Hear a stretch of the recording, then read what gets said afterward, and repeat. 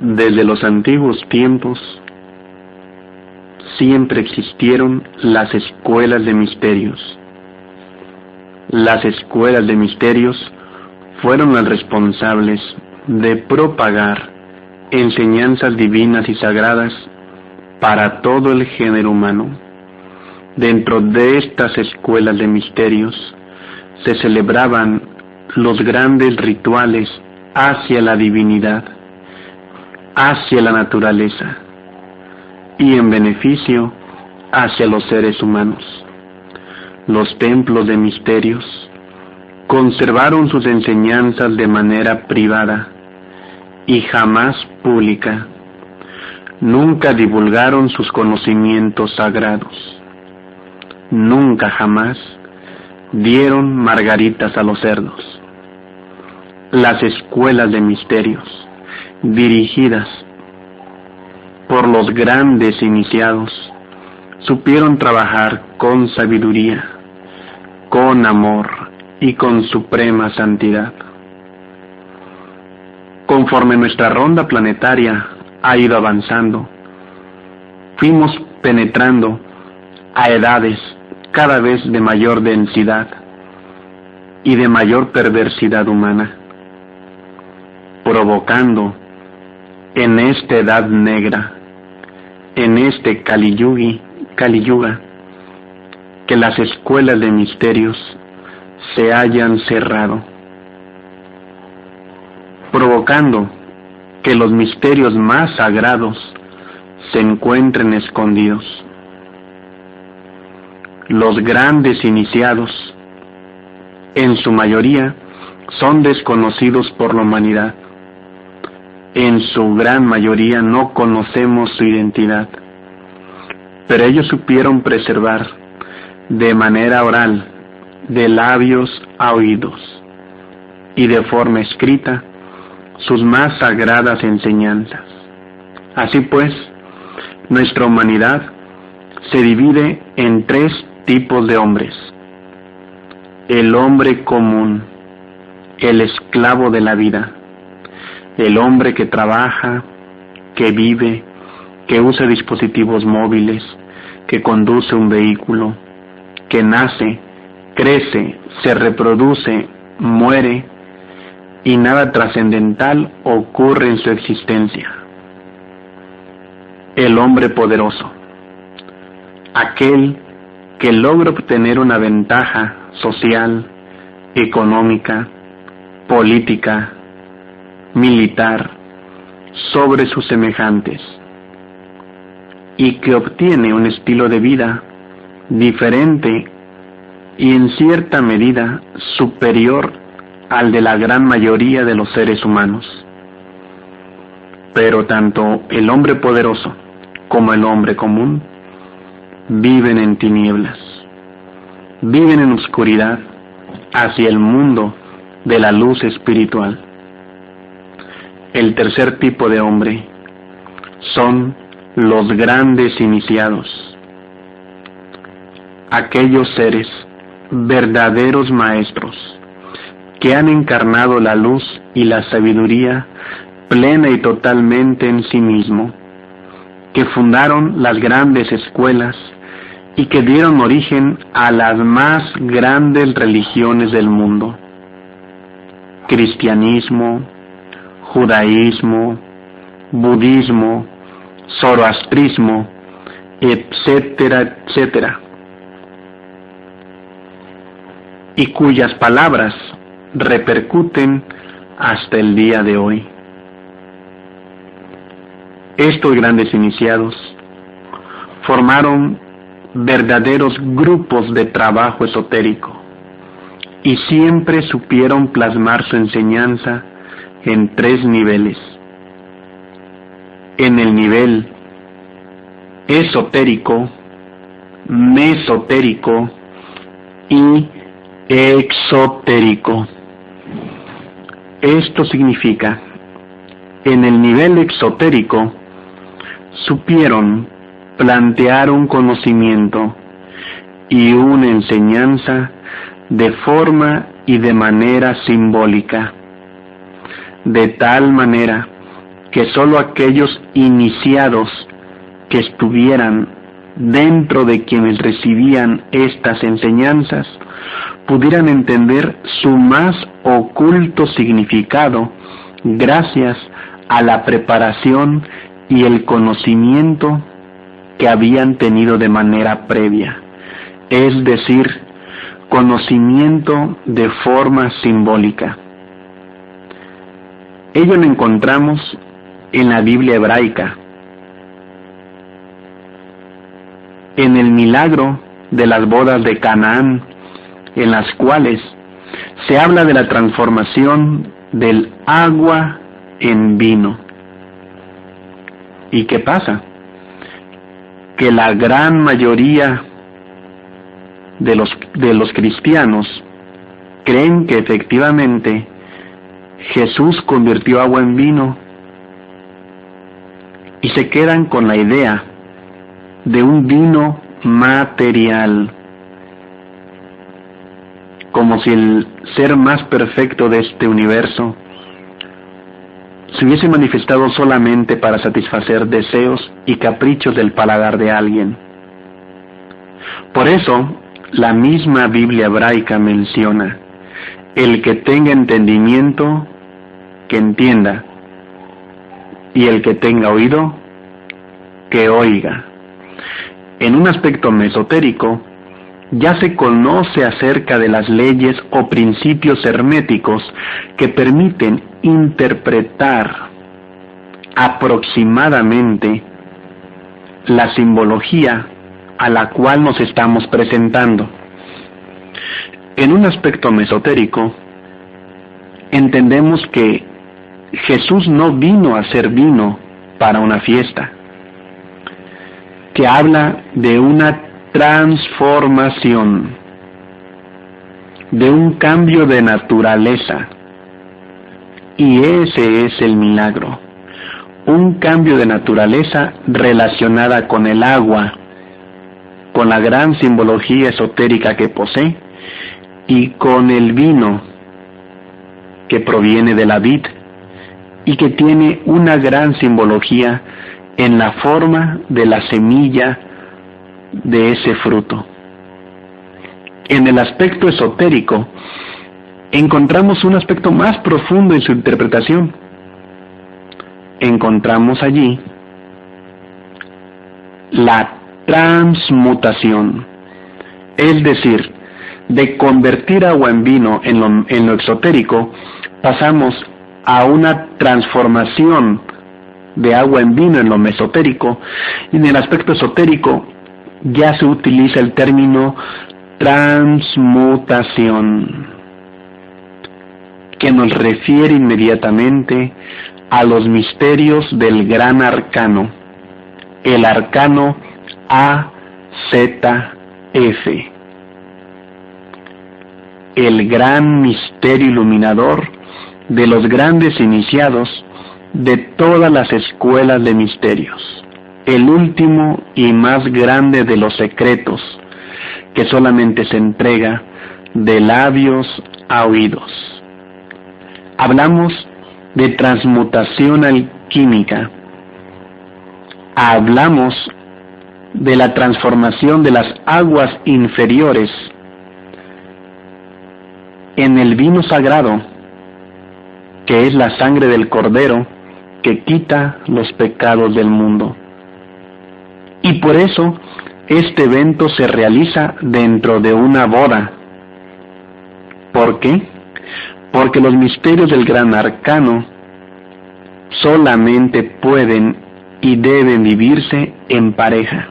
Así pues, nuestra presencia en un misal, en una reunión religiosa, escuchando este pasaje del Evangelio, toda nuestra vida lo entendemos solamente como algo mesotérico, y todo eso lo llevamos al mundo de las tradiciones y de las costumbres. Por ejemplo, en el misal católico tenemos la fiesta de la Candelaria. Los días 2 de febrero, si mal no recuerdo, que es cuando acá en México acostumbramos repartir los tamales de acuerdo al niño envuelto que nos salió por allí dentro de la rosca, ese niño sorpresa que estaba escondido. Pero ¿de dónde viene la fiesta de la Candelaria? Muchos creen que es una virgen, porque exotéricamente, así lo hemos creído. Pero en realidad, la fiesta de la Candelaria tiene que ver con la candela. Mesotéricamente hablamos que tiene que ver con el fuego. Y esotéricamente tiene que ver con las mujeres que portaban el fuego en los antiguos Saturnales romanos. Aquellas mujeres divinas y sagradas que moraban en los templos y que eran las portadoras de la llama. La portadora de la llama para el conocimiento más sagrado que se entregaba en las cámaras ocultas de los antiguos templos griegos y romanos. Ahí hablamos de órdenes esotéricas, grupos de iniciados, grupos herméticos, donde nadie más que estos grupos podían vivir y practicar dichas enseñanzas de perfección espiritual, de asimilamiento del cosmos y de la conciencia universal.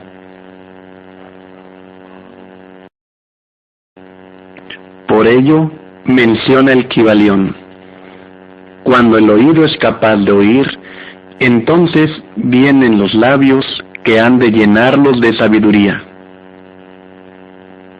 Así, de esta manera, aquellos aspirantes a la ciencia pura, aquellos aspirantes al conocimiento elevado o sagrado, se acercaban a los antiguos templos de misterio, anhelando ser aceptados y aprobados para conocer las grandes verdades cósmicas. Sin embargo, había muchas pruebas morales para el candidato, muchas pruebas de tipo interior. El sendero probatorio se abría para aquellos seres que tenían que aprender a ser mansos, castos, voluntariosos, llenos de intensidad y espiritualidad, amantes de la verdad y de la justicia. Sólo así, tras numerosas pruebas en los portales y en los exteriores del templo, es cuando se podía penetrar a recibir la gran sabiduría, y se enseñaban distintos principios herméticos que había que asimilar para poder comprender las sagradas enseñanzas. Uno de esos principios es el siguiente: el principio del mentalismo, el cual dice en el Kybalión: el todo es mente, el universo es mental. Hemos de aclarar en este sentido que para los antiguos maestros de misterios existían dos tipos de planos que se cruzaban, que se entrecruzaban de instante en instante dentro de la conciencia del individuo. Es decir, existían dos mundos: el mundo espiritual y el mundo tridimensional. El mundo tridimensional que todos y cada uno de nosotros conoce, y el mundo mental espiritual, donde habitan los desencarnados, los ángeles, arcángeles, dioses, devas, elementales, jinns, etcétera, etcétera. Eso que los orientales llaman el nirvana, con todos los planos y subplanos que existen dentro de él. De esta forma, La palabra mente no se refería al concepto moderno de mente, que es donde para la psicología moderna nosotros procesamos los pensamientos e ideas. No. Mente se refería a lo incognoscible, se refería a lo intangible, se refería a lo ilusorio también. Es decir, dentro del ser humano hay dos individuos, un hombre terrenal atrapado sola y llanamente en los 5 sentidos. A través de la ventana de los 5 sentidos percibe todo lo que le rodea y la vida misma, quedando así en la más absoluta soledad interior. Pero también existe el hombre espiritual, el hombre mente, la parte que no podemos ver de otro ser humano, pero que es el resultado de su desarrollo espiritual y también es el resultado de lo que habita en su mente particular. Es decir, nosotros podemos ver a una persona hermosa, bella y agradable, pero una vez que le conocemos, que sabemos cómo piensa, cómo siente, podemos encontrar a una persona realmente diferente a la belleza que estamos viendo. Podemos ver que esa persona mentalmente puede ser horrible, o una persona muy poco agraciada físicamente, mentalmente es bella, tiene pensamientos de bondad, de compasión, de solidaridad. Es decir, mentalmente somos unas personas y físicamente somos otro tipo de personas, que es lo que sorprende de los asesinos seriales,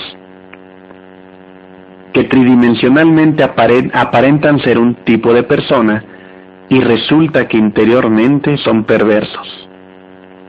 Sin embargo, ese aspecto de lo incognoscible, de lo intangible, es también el mundo espiritual, el mundo del espíritu.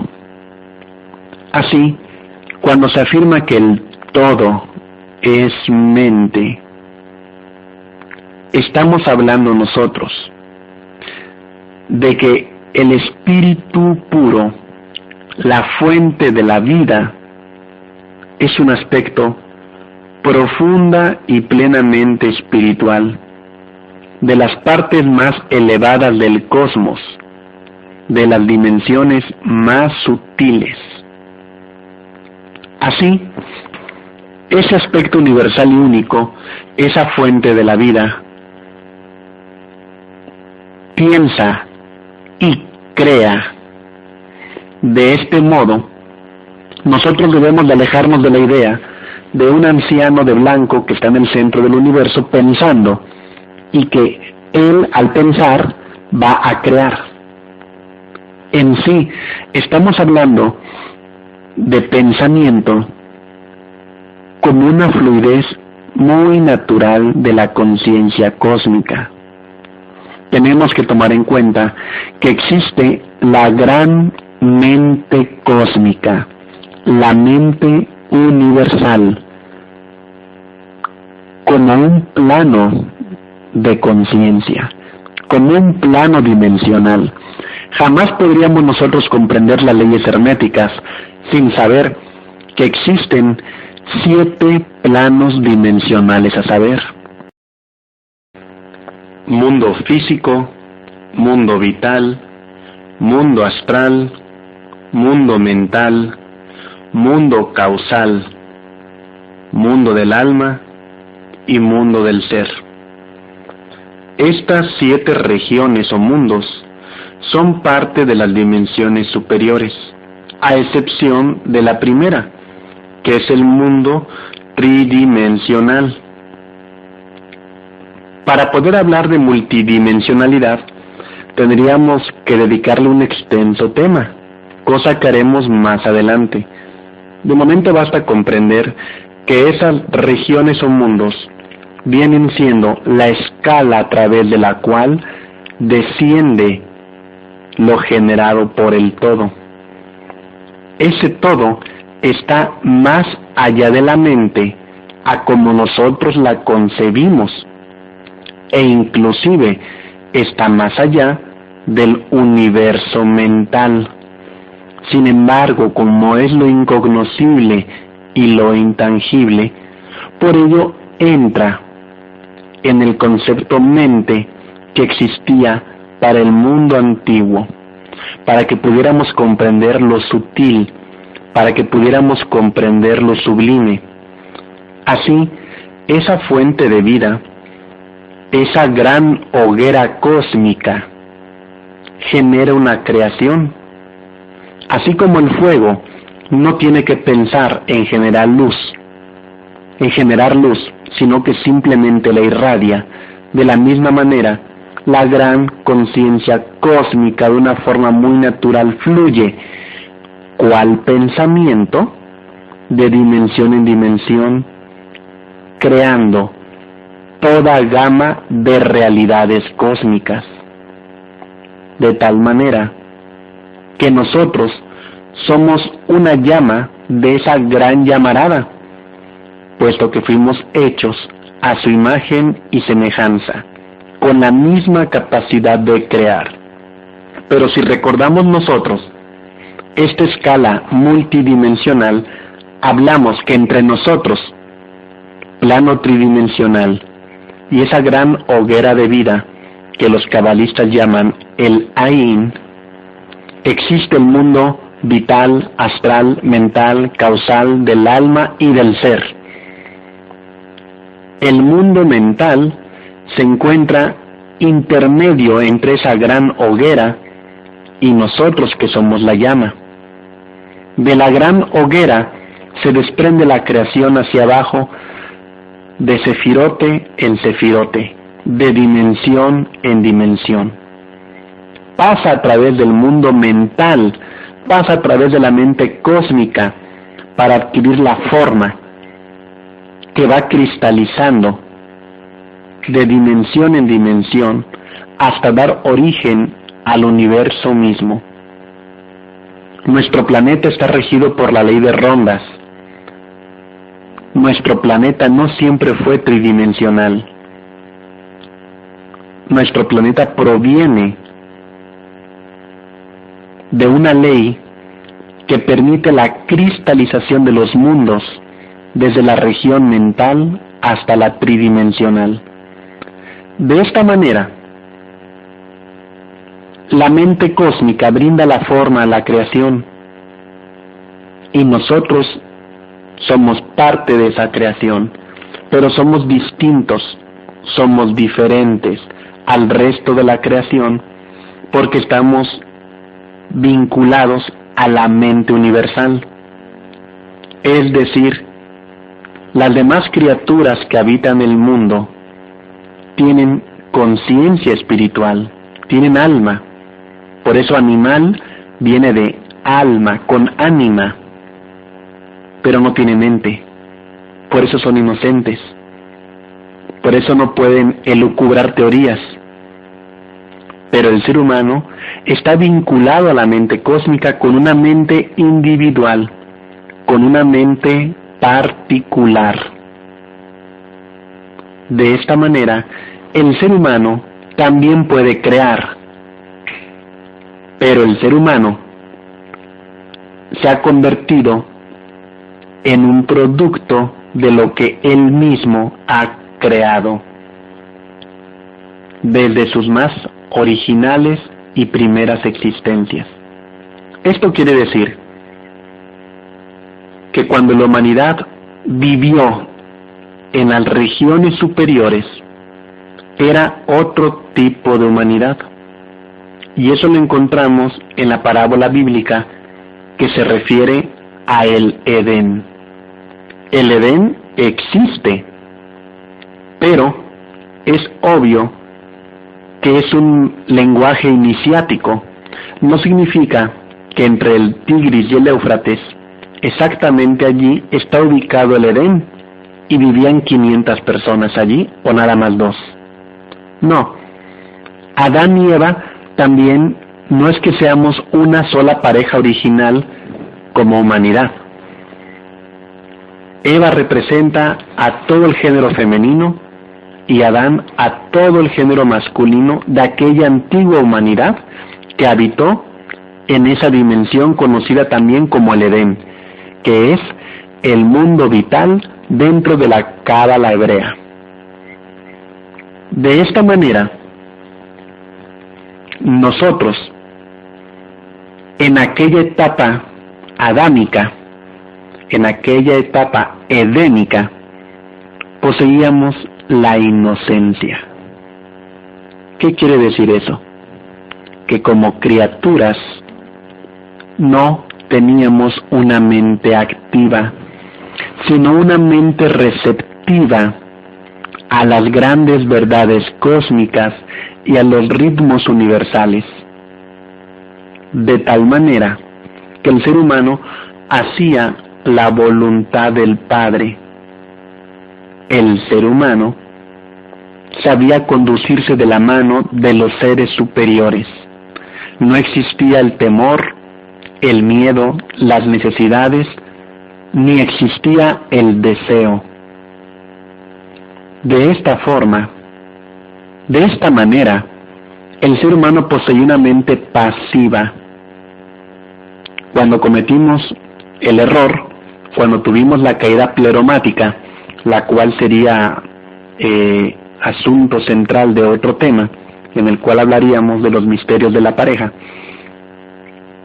el ser humano cae de esa dimensión, pierde su vibración original, penetra en la siguiente ronda planetaria, y entonces estamos en el mundo tridimensional, donde sufrimos las inclemencias del tiempo, donde tenemos que batallar con el sudor de nuestra frente para obtener el pan, donde hemos perdido los dones espirituales, donde hemos perdido la pasividad de la mente.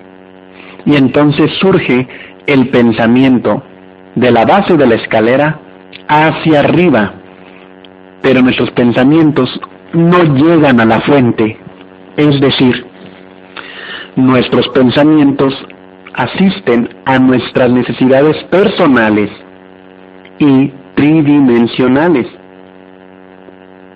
En ese momento de la caída pleromática viene representado con la vergüenza. Cuando ese hombre y esa mujer se miran y se ven desnudos y se avergüenzan y corren por hojas de parra para coserlas y cubrir su desnudez. Es cuando el ser humano comienza a pensar por sí mismo. Antes de ello el ser humano no pensaba. El ser humano estaba en el aquí y en el ahora, desde la inocencia, desde los intuitos del corazón, desde su parte más espiritual, atendiendo a las grandes realidades del cosmos. Era un ser omnipresente, pero sin sabiduría, es decir, inocente, cual un querubín. Cuando el ser humano adquiere esa capacidad de pensar por sí mismo, lo hace en base a los 5 sentidos, en base al miedo y al deseo de alejarse del dolor y del sufrimiento, acercándose al placer para poderse sentir alejado del dolor y del vacío espiritual. De esta manera el ser humano comienza a crear estructuras mentales cíclicas, repetitivas e independientes dentro de sí, conocidas, por ejemplo, en la India, como el Papa Purusha, nuestro ego, o el obstinado que le llaman en el Tíbet. Ese ego se conforma y estructura en base a las energías cósmicas que nos bañan, dando origen a los 7 pecados capitales: ira, orgullo, envidia, codicia, lujuria, gula y pereza. Cada uno de los 7 pecados capitales se convierten en el filtro de nuestra mente particular, generando pensamientos e ideas en base a esas 7 posturas psicológicas, atrapando al ser humano y separándolo de la gran mente universal, cósmica. De esta forma, el ser humano queda atrapado en su pequeño mundo, en su pequeña Matrix. Esa Matrix de la película es real. Todo el universo es mente, pero nosotros estamos atrapados en la percepción de nuestra propia mente. Diría Carlos Punset, cuidado con lo que piensas. Así cada cual piensa que le va mal, o cada cual piensa que es superior a otro porque tiene más, o cada cual está pensando todo el día que tan bello se ve, o cada cual está pensando en el daño que le causaron o le hicieron. Estamos en una mente activa y la mente debe ser pasiva para que los fuegos del corazón se activen y entonces nuestra conciencia iluminada sea la que se manifieste en el presente, unida a la mente universal y a la conciencia cósmica. De esta manera, ese primer principio del Kybalión que nos orienta y que nos guía y que nos dice el todo es mente, el universo es mental, nos aclara que la creación obedece a esa escala planetaria o dimensional de creación en la cual la mente es la forma de la potencia de vida sembrada por el universo. La mente moldea la realidad, la mente moldea los planetas, la mente moldea la trayectoria de los soles. De esta forma, nosotros somos víctimas de esta ley, ya que estamos divorciados de la fuente original y única. Si somos un reflejo de esa fuente creadora y única, significa también que somos un reflejo del universo, somos un reflejo del cosmos, de un sistema planetario, y que todo ese universo maravilloso con sus constelaciones también está dentro de mí. Pero debo de aprender a vincularme con el todo, recuperando mi vínculo primordial con la mente universal y cósmica. El elemento que me estorba para poder vincularme y vivir dichos ritmos de forma perfecta es mi propia personalidad, mi propio yo, mi propio deseo, mi propio ego, la pluralidad que vive en mí. Cuando el ser humano toma conciencia de sí mismo, es cuando logra vincularse a esa gran red universal, a ese principio espiritual más alto que nos guía y nos conduce por el camino de la luz.